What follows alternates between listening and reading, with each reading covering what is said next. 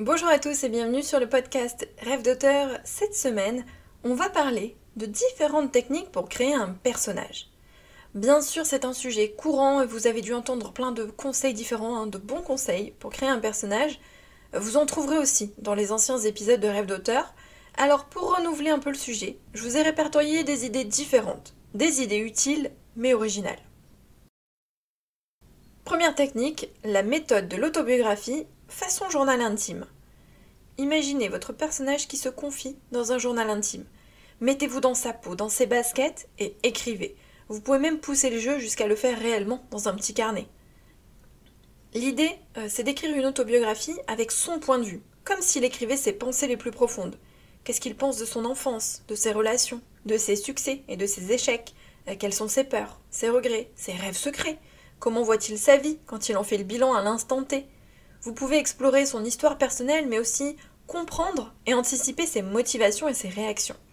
Écrire sa vie avec ses propres mots, ça vous aidera à mieux cerner son caractère, sa personnalité, qui il est et comment il pense. D'ailleurs, vous pouvez aussi utiliser cette technique pour un moment précis, pas forcément pour relater toute sa vie. C'est-à-dire qu'il peut utiliser son journal intime pour raconter quelque chose qui s'est passé, un moment qu'il a vécu, un moment particulier. Deuxième technique, je pense que si vous connaissez Bernard Werber, ça va vous parler, c'est d'utiliser des cartes de tarot.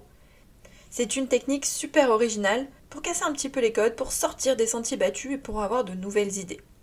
Ici, en fait, il y a deux façons de faire. Vous tirez un certain nombre de cartes et vous partez des résultats pour imaginer le personnage. C'est-à-dire que vous tirez par exemple 5 cartes et ensuite, à partir de ces 5 cartes, vous créez un personnage. Ou alors, vous piochez une carte par thème. Par exemple, là, vous vous dites, cette carte, elle va concerner son passé. Et hop, vous tirez une carte. Et ainsi de suite. Les cartes de tarot, elles sont très riches en symbolisme et en signification. Vous pouvez aussi utiliser un autre type de cartes, mais disons que ça dépend des jeux que vous avez. Les cartes de tarot, elles sont pratiques pour ça. Par exemple, la carte du fou, qui peut indiquer un personnage aventureux, prêt à tout risquer. La carte de la tour, qui peut représenter un bouleversement majeur dans sa vie. Si vous avez un jeu de tarot, vous avez probablement le petit livret explicatif. Mais alors moi, je vous ai trouvé un site super pratique que vous pouvez utiliser pour avoir un récap. C'est-à-dire qu'il y a des récaps très clairs avec des listes à points, etc. Vraiment, je vous conseille d'aller y jeter un petit coup d'œil. Je vous mets le lien dans les notes de l'épisode. C'est le site vivre-intuitif.com dans l'onglet Découvrir le tarot, signification. Et vous avez la signification de 78 cartes de tarot. Et en fait, à chaque fois que vous tirez une carte, alors à la base ce sont des significations pour faire un tirage de tarot vraiment, mais bon, nous on peut les utiliser quand même. Et donc vous avez, quand vous tirez la carte à l'endroit, la carte à l'envers, quel est le type de carte, quel est son élément, sa numérologie, la planète qui est associée, la pierre qui est associée, et ainsi de suite, bref. Si vous avez envie de vous essayer un petit peu au jeu du tarot, pas forcément même pour écrire un roman, ça peut être juste pour un jeu d'écriture, pour vous amuser, comme on l'a dit dans l'épisode de la semaine dernière, allez jeter un petit coup d'œil et puis amusez-vous. Troisième technique, un petit peu dans le même genre, c'est la méthode de l'animal totem. Associer un animal totem à votre personnage, c'est une façon symbolique et même intuitive de définir ses traits de caractère. Chaque animal a des attributs spécifiques et ça peut vous servir de guide pour façonner, modeler sa personnalité. Par exemple, un loup, ça va être l'indépendance, un renard, la ruse ou l'adaptation. Un cerf, ça peut être la grâce, la sensibilité, ça dépend des animaux, il y a des significations plus poussées, vous pouvez aller plus loin. L'animal que vous choisissez va influencer non seulement la manière dont votre personnage réagit face à certaines situations, mais aussi la façon dont il est perçu par les autres, la façon dont vous allez le créer, le réfléchir et la façon dont il va agir dans votre histoire. Vous pouvez aussi vous en servir pour ajouter des motifs récurrents dans votre roman, pour jouer justement sur le symbolisme. Ici aussi, je vous ai trouvé un super lien, c'est sur le site fauna-protect.com. C'est un site super intéressant, honnêtement. Il y a la signification d'un grand nombre d'animaux totems. Et en plus, vous pouvez même faire le test. C'est-à-dire qu'il y a un test à remplir pour découvrir justement quel est l'animal totem. Donc vous pouvez le faire pour vous amuser. Je plaide coupable, je l'ai fait. Mais vous pouvez aussi le faire pour votre personnage. Vous vous mettez dans la peau de votre personnage, si vous avez déjà une idée de qui il est, et vous répondez aux questions, vous voyez ce qu'on vous propose comme animal. Encore une technique pour sortir des sentiers battus, pour essayer d'avoir de nouvelles idées, de nouvelles caractéristiques aussi de personnalité. Les qualités défauts habituelles qu'on voit tout le temps, ça peut devenir un peu ennuyeux. Ici, ça permet d'aller plus loin, d'aller chercher ailleurs et de développer sa créativité. Comme tout à l'heure, je vous mets le lien dans les notes de l'épisode. Quatrième technique, la liste de vœux. Et si vous écriviez la liste des vœux, souhaits ou rêves de vos personnages ou de votre personnage principal? À quoi est-ce qu'il aspire? De quoi est-ce qu'il rêve? Qu'est-ce qui compte plus que tout pour lui? Qu'est-ce qu'il a envie de faire de sa vie? Quel est son rêve ultime dans son existence? Est-ce qu'il a des espoirs cachés? Des ambitions particulières? Des choses dont il ne parle pas forcément, que ce soit conscient, inconscient, caché, avoué? Plongez vraiment dans son esprit, dans ce qui est finalement le plus enfoui, pour mieux le connaître. Savoir ce que votre personnage veut vraiment, ça peut vous aider à diriger votre intrigue, à dresser des profils plus complets et plus complexes. Cinquième technique, c'est la boîte à souvenirs. Imaginez que votre personnage garde précieusement une boîte contenant des objets de son passé. Ces objets, que ce soit des lettres, des photos, des souvenirs matériels, ce sont des souvenirs et donc des témoins finalement d'événements marquants de sa vie. Des choses qu'il a voulu garder à tout prix, des choses qui ont suffisamment compté pour qu'il les mette dans une boîte et qu'il les garde pendant des années. Alors du coup, décrivez cette boîte, son contenu, la signification de chacun des objets que vous allez y retrouver. Vous pouvez les utiliser pour votre intrigue, c'est-à-dire que s'il y a quelque chose que vous pouvez relier à votre histoire, pourquoi pas, mais vous pouvez aussi simplement les utiliser pour vous en tant qu'auteur pour mieux connaître vos personnages. Sixième technique, c'est le dessin d'enfant. Imaginez votre personnage en tant qu'enfant. Imaginez qu'il soit en train de dessiner. Qu'est-ce que ça pourrait représenter? En fait, ce qu'un enfant dessine, ça révèle souvent ce qu'il aime ou ses plus grandes peurs, ce qui le préoccupe, ses rêves. Enfin voilà, c'est à l'instant T, c'est un petit peu pénétrer l'esprit de l'enfant. Peut-être qu'il va dessiner un héros courageux, une famille idéale, une grande maison, des vacances à la mer, ou au contraire quelque chose de sombre, d'inquiétant. Mais c'est super efficace comme technique pour explorer justement les blessures de l'enfance. Ces blessures qui vont influencer le comportement de l'adulte et donc de votre personnage. Encore une fois, que vous pouvez relier à votre intrigue, c'est ce qui est intéressant, mais pas forcément, ça peut aussi vous aider juste à mieux le connaître.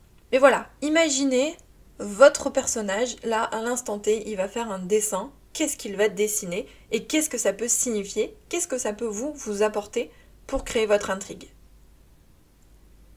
Septième technique, c'est la couleur. Associez une couleur dominante à votre personnage.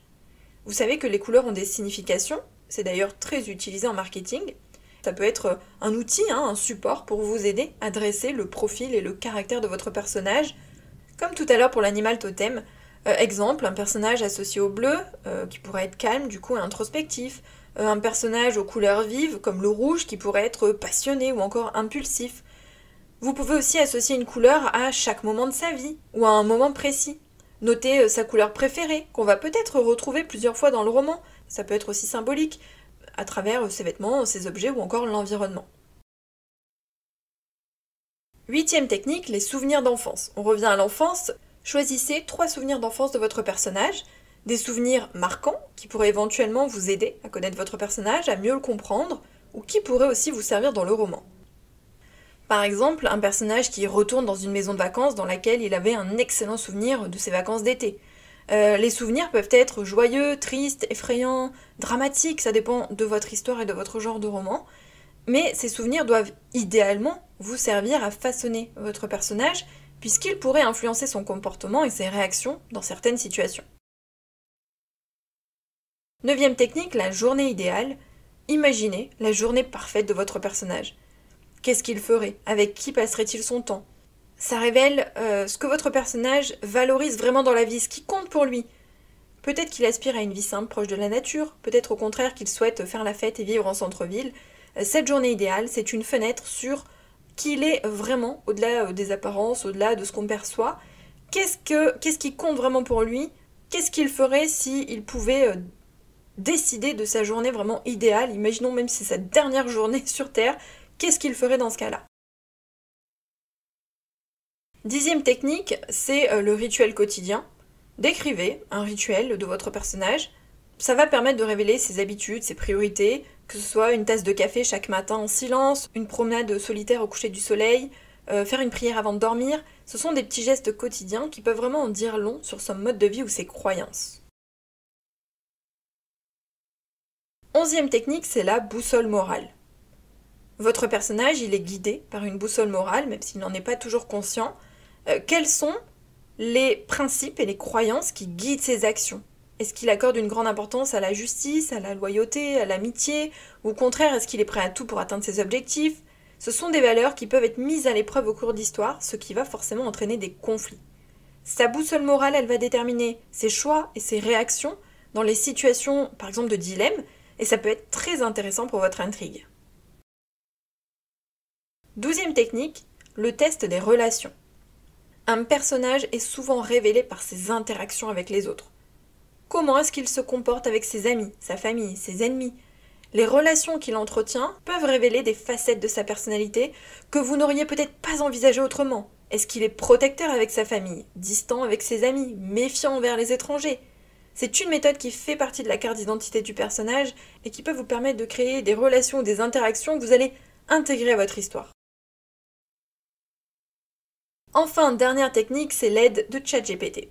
Si vous bloquez ou si vous doutez, n'hésitez pas à dresser un profil que vous envoyez à ChatGPT en mettant toutes les informations que vous possédez sur votre personnage et demandez-lui de brainstormer avec vous pour affiner la fiche personnage en lui présentant des catégories, en lui demandant de nouvelles idées, en lui demandant de mettre le doigt sur ce qui ne marche pas. ChatGPT, c'est vraiment un outil incroyable pour ça, pour faire du tri en fait, pour y voir plus clair. C'est comme si vous discutiez avec quelqu'un.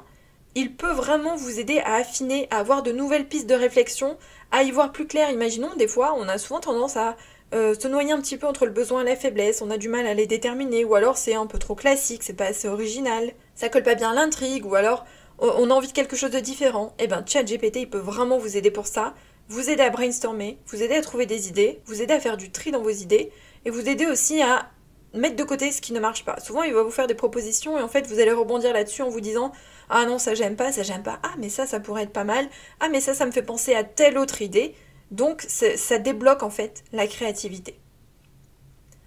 Pour terminer sur le sujet, je vous mets à nouveau 2 liens dans les notes de l'épisode. Ce sont des publications Instagram du compte rêve.d'auteur, qui est donc mon compte de conseil pour les auteurs indépendants.